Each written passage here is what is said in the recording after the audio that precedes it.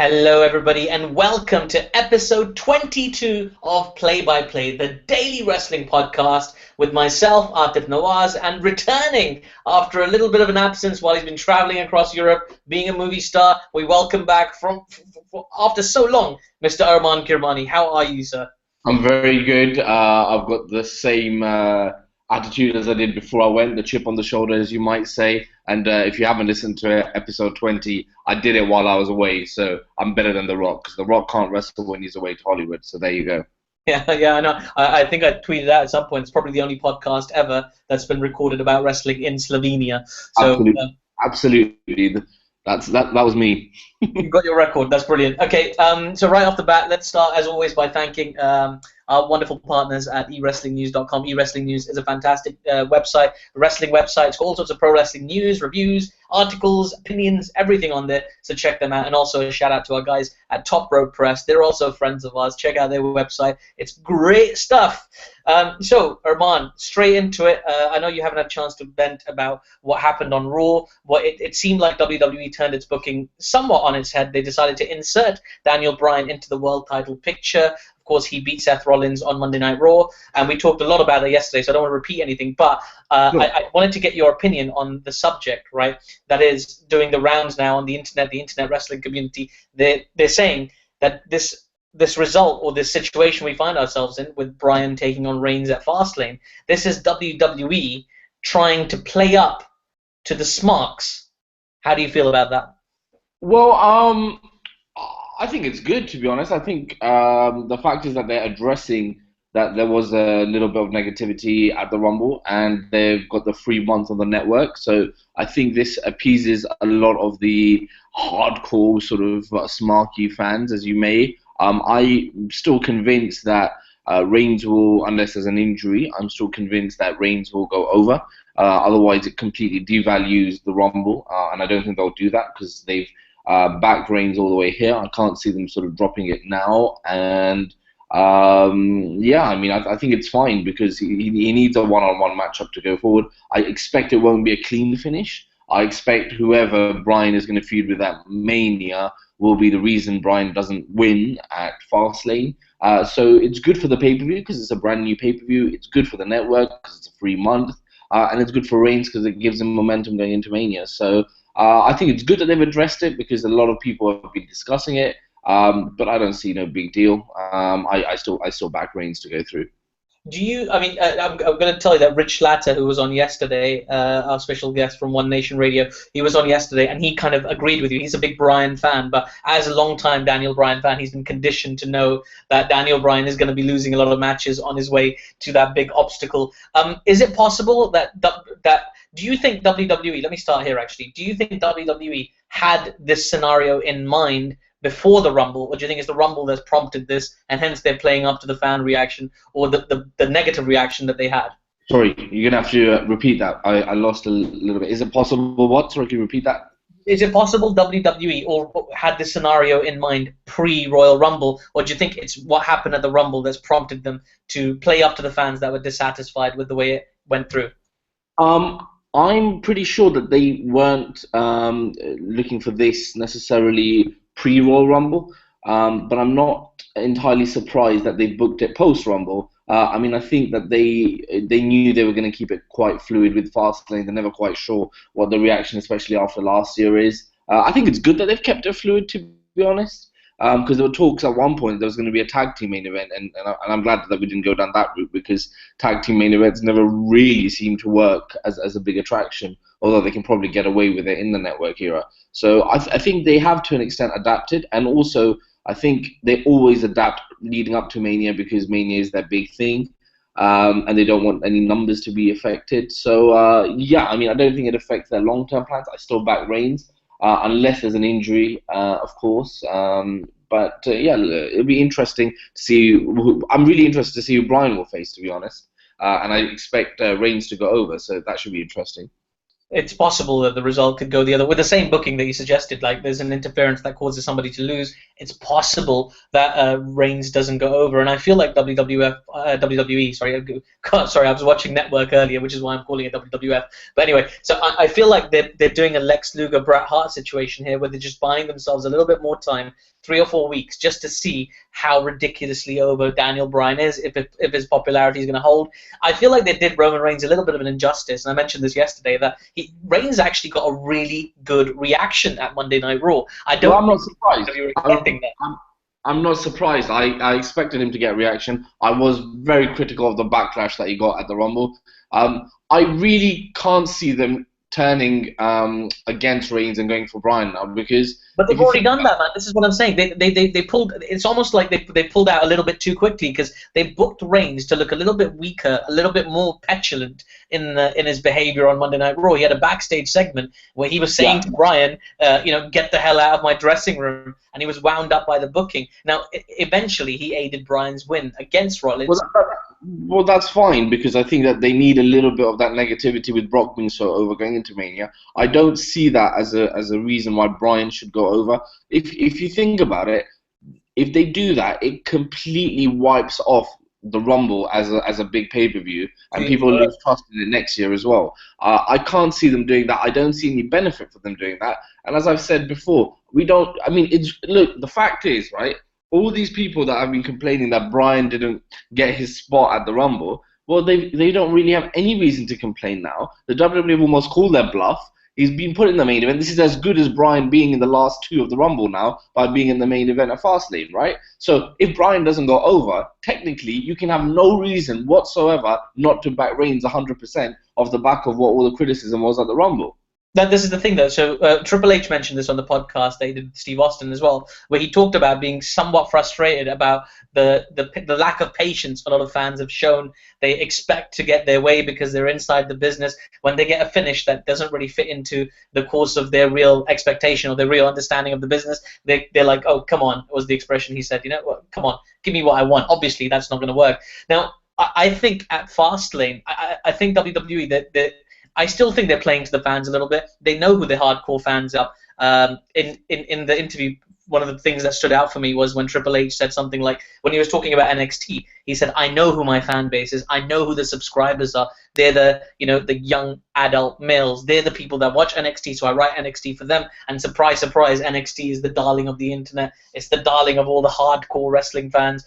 Steve Austin loves it because it's bell-to-bell action. It's got widespread appeal. And I feel like Steve Austin is, I beg your pardon, I feel like Triple H, contrary to his on-air character, is in Vince's ear behind the scenes, suggesting that they hold off on this monster push or pushing Reigns down people's throats. And I'm gonna go out on a limb and say the only way he's going over Bryan and holding credibility with that hardcore fan at Fastlane is with a heel turn.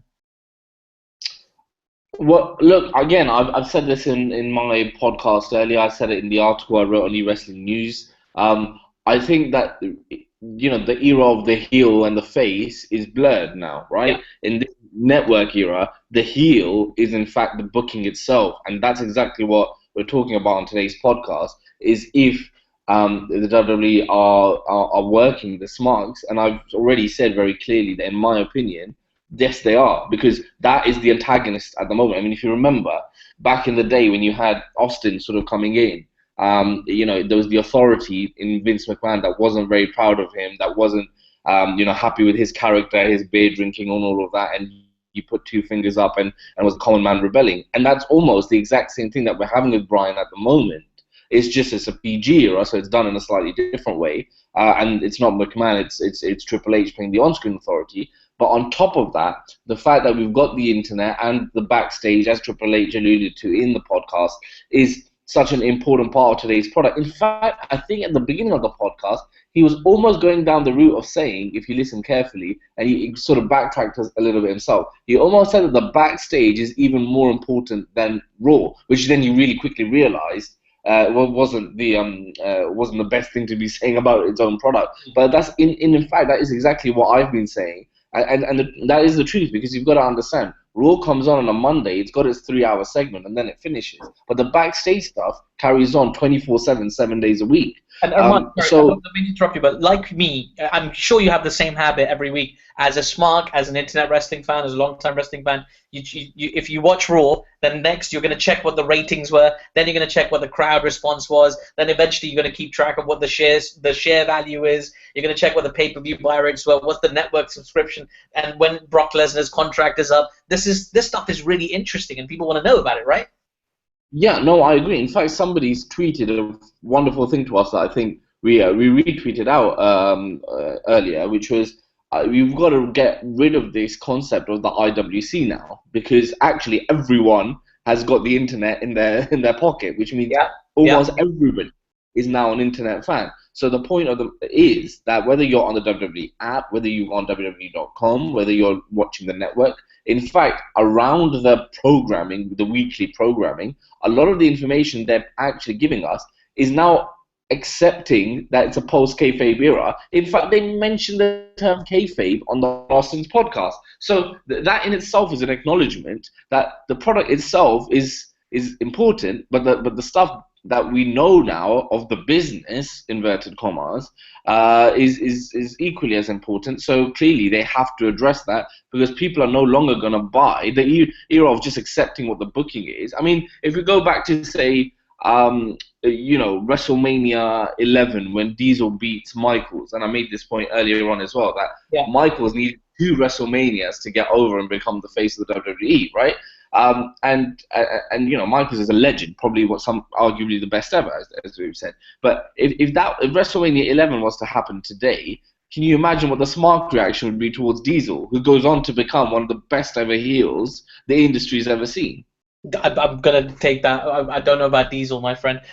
Diesel, I think, was a mediocre worker who just found himself in the right situations. He might have had a good brain for the business. A lot of people smarter than I and more connected. I believe that. Okay, fine, but whatever. I guess my point I'm making is, regardless of what your opinion of him is as a worker, you cannot deny the impact Kevin Nash has had in his career after being fast-driven into the scenario at WrestleMania 11 where it was clearly undercooked. He's now going to, arguably he'll probably be in the Hall of Fame this year, if not next year, because of what he's ended up doing as part of the NWO, as part of the outside. So what I'm saying is that, just because the Smarks aren't on your side, it's fine. There's a lot of precedent for people being pushed early into main events because of their look and physique that eventually do go over. Yeah, okay. Well, assuming that's true, right? Why did WWE? I mean, I genuinely think they're playing to the Smarks now, because they recognize that audience, that young adult male audience is their key demo. That's the demo that buys tickets to WrestleMania. That's the demo that buys the extortionate tickets for the Royal Rumble. They're the people that are going to be making noise in the crowd. So they're the people they want to win over. And Triple H tried to get around in the podcast saying that, now we've got, this guy might not like John Cena, but this guy's going to like John Cena. And you've got your adults, and you've got your parents, and you've got your grandparents, and you've got your young guy. And he talked about how there's so many different segments, it's impossible to book anybody as a face. He said the worst thing you can do to a wrestler these days is book him as a face, which is true. And I genuinely think right now they're acknowledging the fact that Reigns got a negative reaction on air. They're doing that. They have to be open about it. We all know it's a show. Everybody knows it's a show. They make no pretense about it. They're not like WCW. If you watch any of the WCW events on the network, they almost always start like, Tony Schiavone used that line a billion times. In the sport of professional wrestling, this is the greatest moment in the sport of professional wrestling. You'd never hear, I don't think I've ever heard Vince McMahon use the word sport. He's never tried to be above kayfabe. I mean, he was hated by everybody in the industry because he was trying to get rid of kayfabe altogether instantly. And now we're in an era where everybody knows, everybody's beyond kayfabe. They don't focus on what the wrestling moves are now. They tell the story of the match. It's like, oh, he's in control and he came back from behind. You don't hear the Jim Ross style, that was a Hurricanrana and that was an Indian Deathlock or whatever it was. It's just transitioned. And now they're trying to build their stories based on what the fans think. I think they're really and truly at the fans' mercy in a way. Would you agree with that? Not really. I mean, I think for a month leading up to Mania, I think it's a good idea to be appeasing a certain part of your demographic. But as I've mentioned earlier, and as I think Triple H mentioned as well, or alluded to the fact that actually, yes, this is a strong demographic. It is a key part of your audience. But the fact is that getting adversity and getting criticism like John Cena's has only been good for John Cena. And I'm saying the same for Reigns, and I've been saying it all along. If he's getting a negative reaction, it means the spotlight is on him, and that's better than him getting no reaction whatsoever. But people about John Cena, man. John Cena was a star long before he started getting booed. John Cena was a very strong heel. He became a really strong face. His rapper gimmick initially was over. He was over for a very, very long time. Until your favorite match at One Night Stand. That was one of the big moments of people turning against Cena. He had that feud with Edge, and now now it's just part of WWE TV. Let's go Cena. Cena sucks. But there was a time where even the young adult male. Hang on.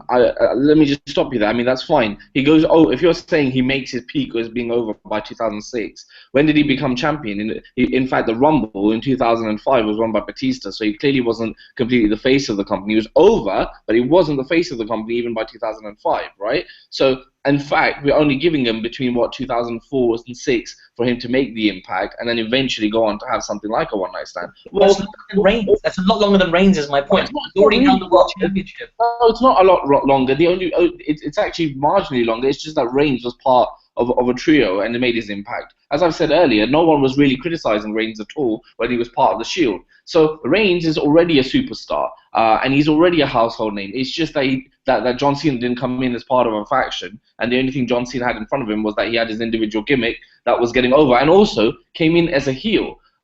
Which Roman Reigns did as well, but since he's been a single star, he's been a face, so it's been slightly different. So I don't really buy into this that he's had a lot longer and he was a big superstar. I just don't think that's even worth mentioning, because the other thing to remember is that the depth of the roster was very different when John Cena was there. The product was transitioning at a completely different time, and it's the PG era now completely, which it kind of wasn't at that time, but we're starting to transition into. So all of these variables really. I'm not a fan of making these sweeping judgments. I think the fact of the matter is that Reigns has shown a lot of positive signs since Rumble. A lot of the booing that he got was undeserved, because actually it was more anti-booking of Bryan reaction as opposed to Reigns. They were booing the booking. They were booing the booking through the proxy of Reigns. Absolutely. So there's no reason why they need to hold back on Reigns. Let Reigns go on and have his feud with Brock, and let's have a really good reason why Bryan isn't in the main event, and let's build up a good feud, and everyone's happy. Or they should be, based on the supposed reasons why you were unhappy at the Rumble, and then time will tell. Or you have Bryan in the main event of WrestleMania, and everybody's happy that way as well. What's wrong with that? Anyway, possibly, but that might just derail Reigns after the whole push that you've given him.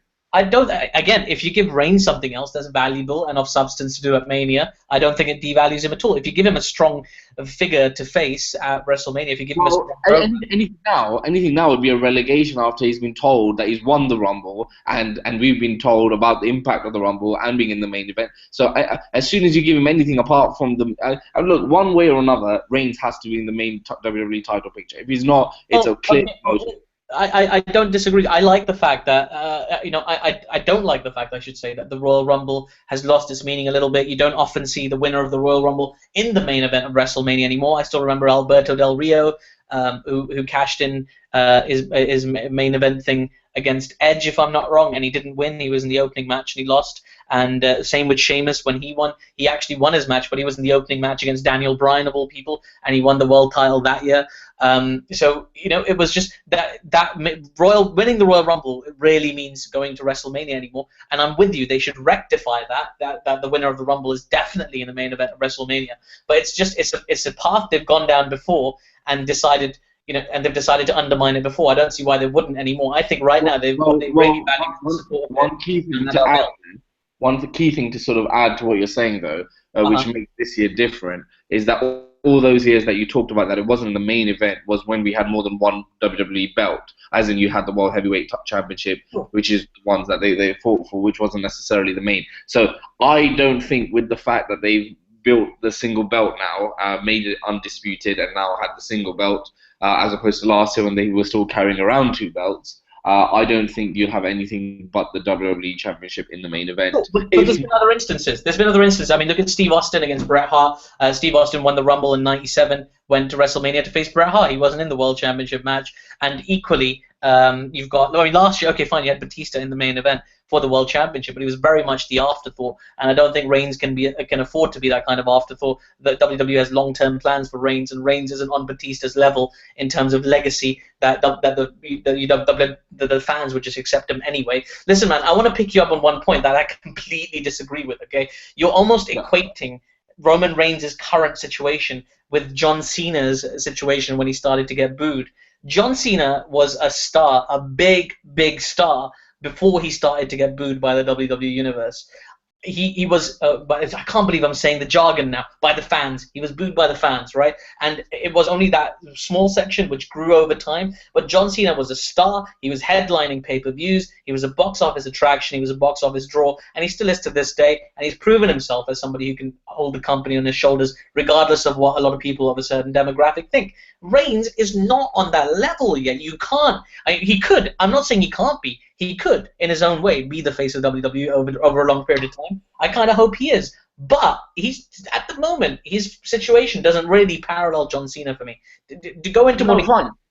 I'm not saying that the two situations equate completely, and I take your point there. But the same thing is, when John Cena got booed, he got booed for changing his character and being the wrestler that he was. In fact, Reigns is in a much better situation because he's not even getting booed for himself as much as he's getting booed for the fact that some other wrestler hasn't been booked. This is almost unprecedented that you are getting booed as the face of WWE when there's somebody else that's not being pushed. So it's a completely different reason for being booed. In fact, I think Reigns is got a much better reason to get out of the situation, as we're already seeing that the crowd is now starting to go half and half, as you said, and if that's the case, then you know it can only be really good for Reigns. But believe me, there will be times when he gets to the Chicagos and the New Yorks and gets to these big towns, London, with the big Smarky audience, they're going to turn against him, and it will be a 95-5 against Reigns if Reigns is a face. So, you know, if they make a gentleman's bet right now, okay? We're going to make a gentleman's bet. A chicken cottage is on the line here, okay?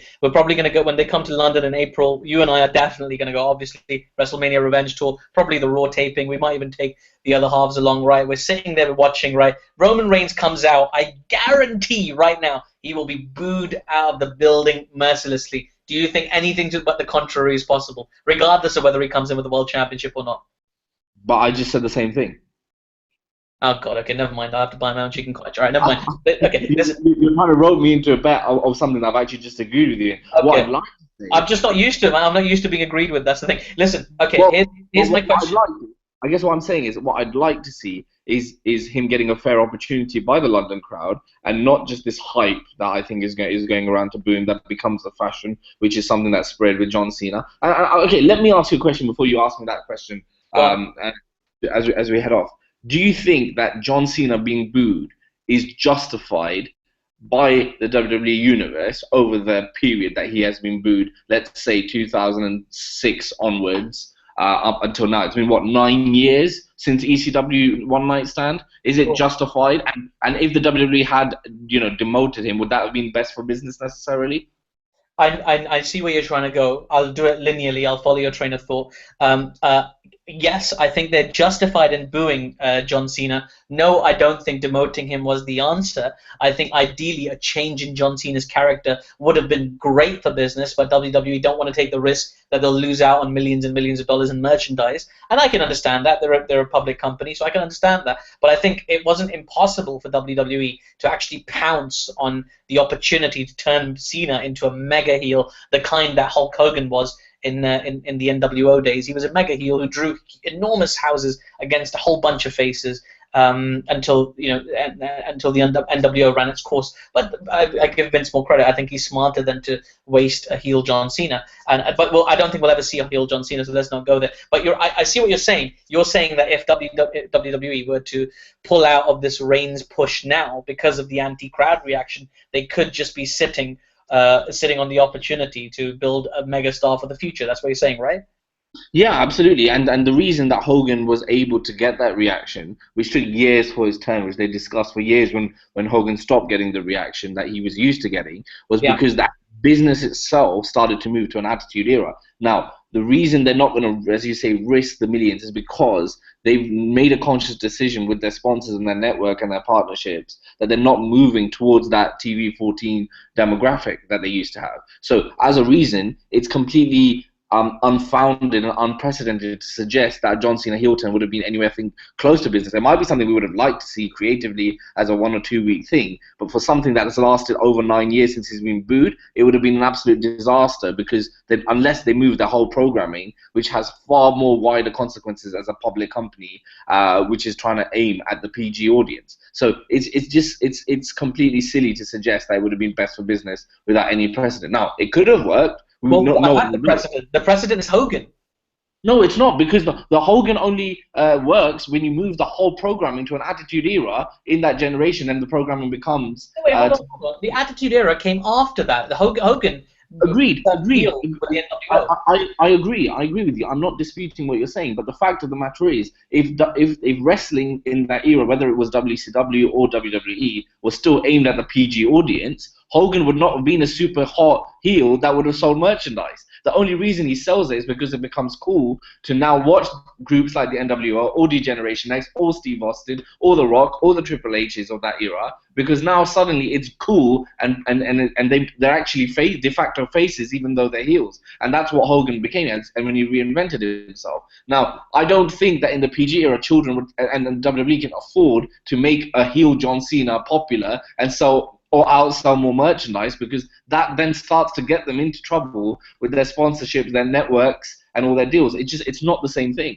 Well, what if they had someone like Roman Reigns to replace John Cena at the top of the pile? Now you've got a face, Roman Reigns, who's running wild at the top of WWE, headlining pay-per-views, friend of the sponsors, doing the Make-A-Wish thing, and then that frees up John Cena. Anyway, listen, let's not talk about John Cena. Save this for a future podcast.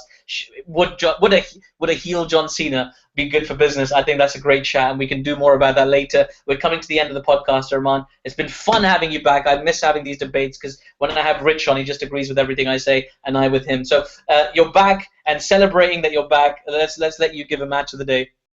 I mean, I heard that we had a WCW match of the day yesterday, which I'm not going to dispute, because it was two wrestlers that went on to become more famous in the WWE itself. And actually, I quite like their feud that they had, in the WWE. I think it was on the SmackDown brand, which was all over the ownership and the right, the custody of the child, which I thought was a good storyline before it got diluted down, even in the WWE. So great performers, Eddie Guerrero and Rey Mysterio. So I will give you the match, which was one of my favorites, which is the match where Eddie Guerrero goes on to win the WWE title. And I should remember which WrestleMania it was, or maybe you can help me. Was that a No Way Out event? No, it was WrestleMania. So where Eddie Guerrero wins the world title, that was WrestleMania. Yeah, that was well, they both had the championship WrestleMania 20 with Benoit as well. Yeah, Benoit and Guerrero. Oh, sorry, so No Way Out then. So Eddie Guerrero won his world title over Brock Lesnar at No Way Out. Yeah. At No Way Out, but he retains at Mania, and that night I think Benoit wins as well. Yeah. So the match is him versus Brock at No Way Out of the same year as WrestleMania 20. So I think everyone should go check out, because I am also a very big Eddie Guerrero fan, and I just feel that and one of the great things that happened to him was being released originally by the WWE and coming back and making his comeback. And I think he became an even bigger star when he had his second run with the WWE. So yeah, go check out the Guerrero match. Yeah, undisputed. Oh, he beat Brock Lesnar when Brock Lesnar was still Brock Lesnar before he became the NFL guy. So that speaks volumes. With the frog splash. Yeah, the frog splash. Who's better, quickly, him or Van Damme? Guerrero for me, man. Okay, I like Van Damme's, even though I didn't like the way Van Damme always sold his ribs afterwards. Anyway, okay, we're going to do the Dean Douglas Award of the day. I was watching WWE Countdown earlier on the WWE Network. It's a really fun show this week, so if you get a chance, check it out. It's the unique matches, and if you check it out, you will be able to tell me about this match that I saw on Countdown for the Dean Douglas Award of the day. Now, Dean Douglas was obviously played by Shane Douglas, who actually wrestled in WCW under the name The Franchise. Now, he had a match, in fact, he had a whole feud with a wrestler called Billy Kidman, who's now a producer or an agent for WWE. I want to know what their big stipulation match was. They had a massive stipulation match. Torrie Wilson was involved. what was the stipulation match that Shane Douglas, the franchise, had against Billy Kidman in WCW? Do you know this one, Armaan, off the top of your head? It can't be good, man. It can't be good.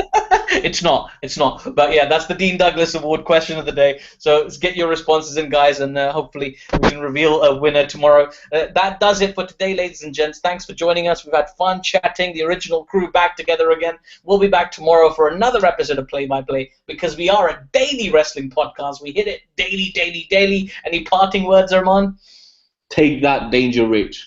Take that, Danger Rich. And just before we go, also to remind you guys to tweet us at PlayByPlay123, email us questions at PlayByPlay123.co.uk, and also to hit up our Facebook, facebook.com/PlayByPlayWrestling. We're out of here. Thank you so much for joining us. This is Aatif Nawaz saying goodbye. Au revoir.